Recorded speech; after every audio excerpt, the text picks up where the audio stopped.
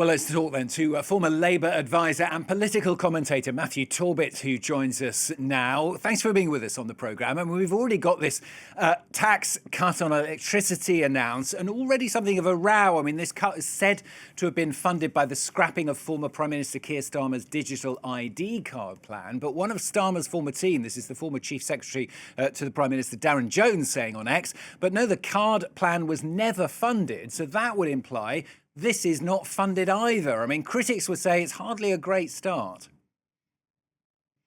No, I think it was always going to be a potential issue because of the lack of time that Andy Burnham's had. You know, he's had a matter of weeks to come up with what we believe is a 10-year plan.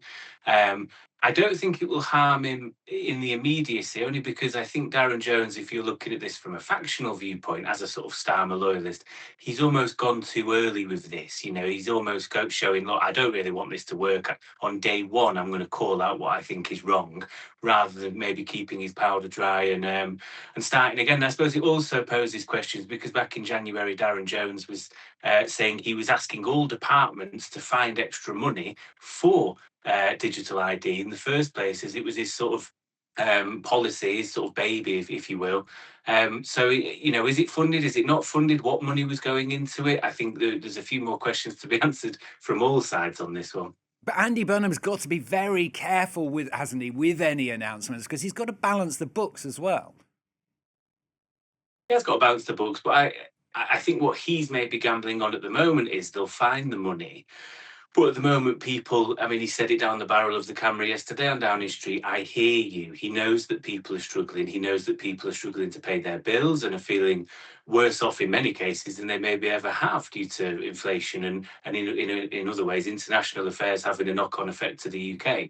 So I suppose the idea of going, I'm going to knock money off your bills immediately shows an element of sort of deliverism, that people will go, oh, okay, he knows I'm struggling and he's taking it seriously. While you're talking at the moment, these images coming into us, in fact, from Downing Street, as some of those cabinet ministers, just seen Angela Rayner on her way in, arrive at Downing Street for those meetings. I mean, even those measures, though, that we're talking about, I mean, it's been estimated, hasn't it, that actually it takes about £50 off people's bills over the rest of the year. It's not an awful lot of money, is it? Is that really going to make enough difference to people's cost of living? I think to some it will. It doesn't sound like a lot. For many people, it isn't a lot. At the other end of the spectrum, for many people, 40 quid is a lot of money.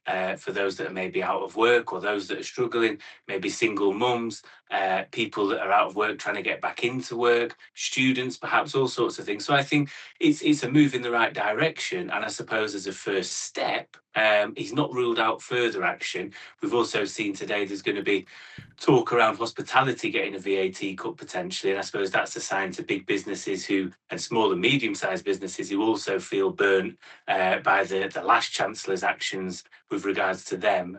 So I suppose it's trying to send in signals, I suppose, in the right direction, but I don't think you'll see a full plan probably until after the Labour Party conference. I imagine you're going to get a budget around October, November, towards the end of the year.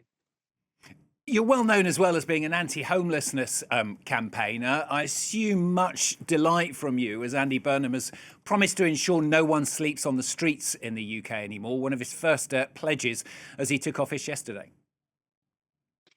Yeah, this is something I've spoke to Andy about. This is something I've spoke to people in the Labour Party about for years. The idea of moving for what we do in this country as a treatment first model, where you expect people to get sober, off drugs, get counselling, whatever it might be that's got them in that state before you get them into the housing. What I've sort of tried to signal is that I'd like to see a housing first principle, which is what Andy Burnham leaned into as Mayor of Manchester, where there's no stipulations. You get the housing first. We want to get you in off the street, and then you get the wraparound care for whatever it is you need, whether it be treatment for addiction, whether it be post-traumatic stress because you're an army veteran, or whatever those complications might be with you. It's supposed to be a stepping stone to get you to move on in life. And for him to announce that as the first thing yesterday, listen, I'm not ashamed to say it brought me to tears. It felt like a full circle moment as someone that had been homeless on the streets of Manchester for 12 months when I was a teenager, to getting as he was the Mayor of Manchester at the time, to sign off on a forward for a project that I've been part of. and for him to now hopefully be taking that into government as the Prime Minister. It was, I think, an amazing proposal to make. I think the important thing is to make sure he follows through with it and this happens properly now. As you're saying, you spoke to Andy Burnham. I mean, maybe not, I assume, over the last few days, but you do know him as a person. Do you think, I mean, to a certain extent anyway, his supporters in Manchester obviously have warmed to him. Do you think he'll be able to carry that through? A lot of people saying it's very, very different to being mayor of a big city like Manchester to suddenly becoming Prime Minister. Do you think he'll be able to carry his charisma through to try and attract other people to support him and see him as a good Prime Minister? I think he passes certain smell tests where I think there's a likability about him. You know, I think many people can look at him and go, well, he reminds me of my dad or my mate I go down the pub with, or, you know, someone I go to the football with. So there's that sort of almost normality. Despite being Prime Minister, he's still comes across quite normal, nice-ish sort of bloke. You don't mind him. Element of maybe trustworthiness. The issue for him is, and I saw some polling last week, is that he's very favourable in the north and the northwest, as you'd probably expect. When you move that over to Birmingham and the Midlands in the UK, it's sort of negligible. It's about 0%, which isn't the worst. Then you move into the south and the southeast, there's a sort of net unfavourability about him. And I think part of that is people don't quite know him down south. He's not quite the big name that he might be up north. I think he's almost got to bend over backwards a bit to go, no, Manchester will be a big part of all of this, because he's going to have number 10 North, his new base in the northwest, as a sort of symbolic idea of moving power out of London and Whitehall.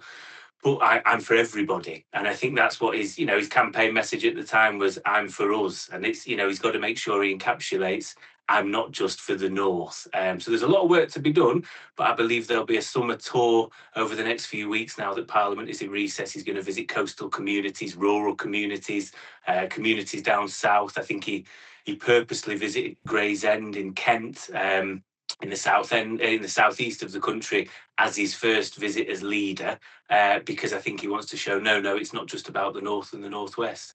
Matthew Torbitt, thanks for being with us. Former Labour Party advisor and political commentator in the UK. There we saw the media outside Downing Street. And before that, John Healey, the new Chancellor of the Exchequer, also going through the door at number 10 for that cabinet meeting, which is expected to get underway shortly. Thanks very much for being with us.